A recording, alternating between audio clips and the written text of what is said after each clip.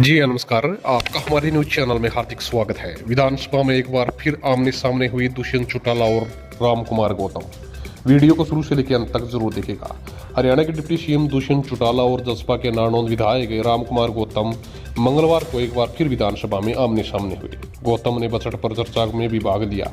उस दौरान उन्होंने दुष्यंत चौटाला पर फिर से गंभीर आरोप चढ़ दिए। दुष्यंत ने सदन को चला रहे डिप्टी स्पीकर रणबीर सिंह गंगवा को ही कटघरे में खड़ा कर दिया। दरअसल गंगवा ने जसपा की मंजूरी के बिना ही गौतम को बोलने का मौका दिया।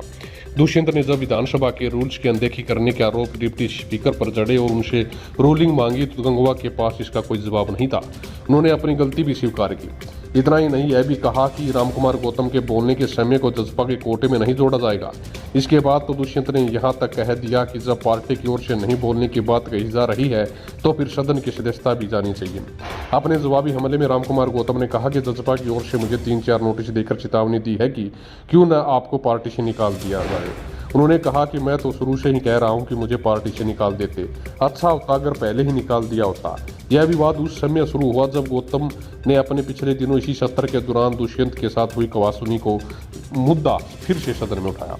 पिछले सप्ताह सदन में दुष्यंत और गौतम के बीच विवाद हुआ था।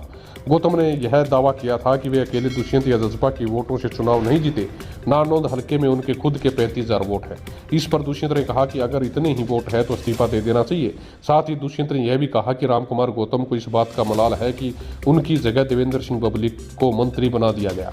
इसी बात पर रामकुमार गौतम ने मंगलवार को सफाई दी कि एक बार फिर से दुष्यंत चौटाला को कटघरे में खड़ा किया। गौतम के बोलने के कुछ देर बाद ही दुष्यंत ने डिप्टी स्पीकर रणबीर गंगवा के खिलाफ मोर्चा खोल दिया। उन्होंने कहा कि चेयर अपनी जिम्मेदारी सही से नहीं निभा रही है।